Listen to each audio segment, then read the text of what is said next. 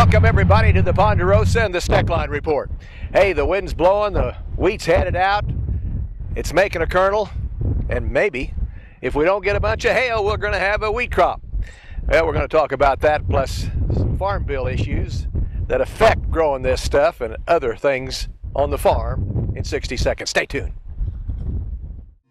My grandfather came across the plains from Missouri in the 1860s and ran a hotel and stage stop here with livery stable, and it's been in the family ever since. We run probably about 100 cows here and 250 over at the other ranch. I'm sure there are other banks we could have dealt with, but they've been so friendly and know what the ups and downs are in the business. American Ag Credit is like a family for us for financial help. For over 8 decades, America's farmers have counted on the little red tractor from Case IH, the Farmall, to help them make short work of their demanding chores. Well, Straub International can show you they aren't just for farms anymore. With horse ranging from 30 to 140, plus an army of attachments, a Farmall can tackle every chore on your to-do list, from hauling and mowing to loading and towing, and then some. Visit Straub International, your Case IH dealer at any of our 7 locations to find a Farmall that's right for you.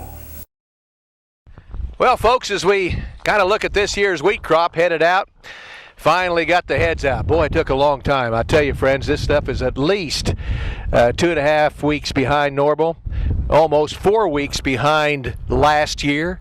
I was done harvesting by this time last year, or right close to being done, and here we are with the wheat headed out and the kernel about 3/4 finished is all this field shows.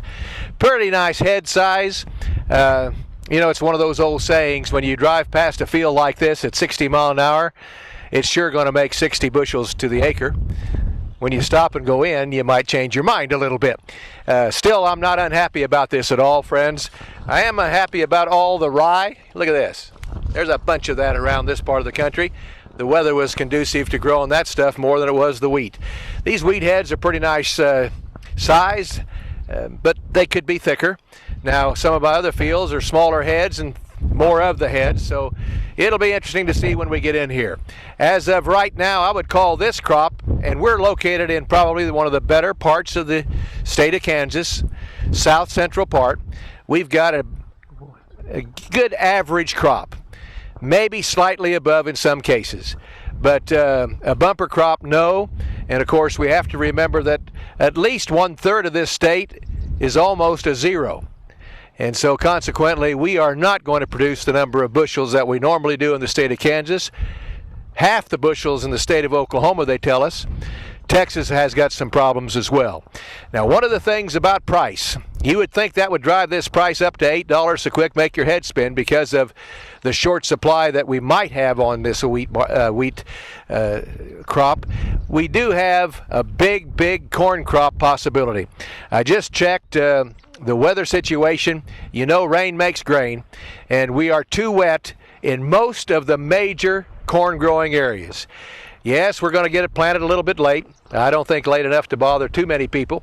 It may cut us back a few bushels, but I got to tell you, if it stops raining, they get the rest of this corn crop planted, which is about 20%, we're going to have us a pretty good crop.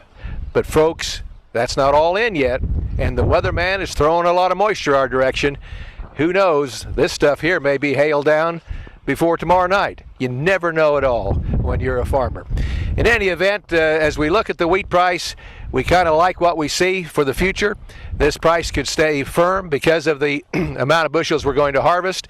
It will not go as high as some people think because of the spring crops. It depends upon how they mature and come into productivity.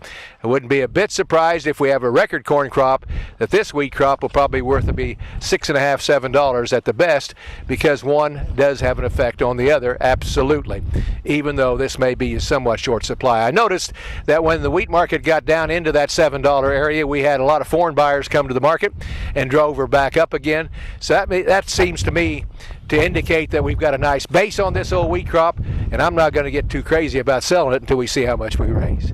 That's the way we see it out here on the Steckline farm. Thanks for joining us. See you next time around.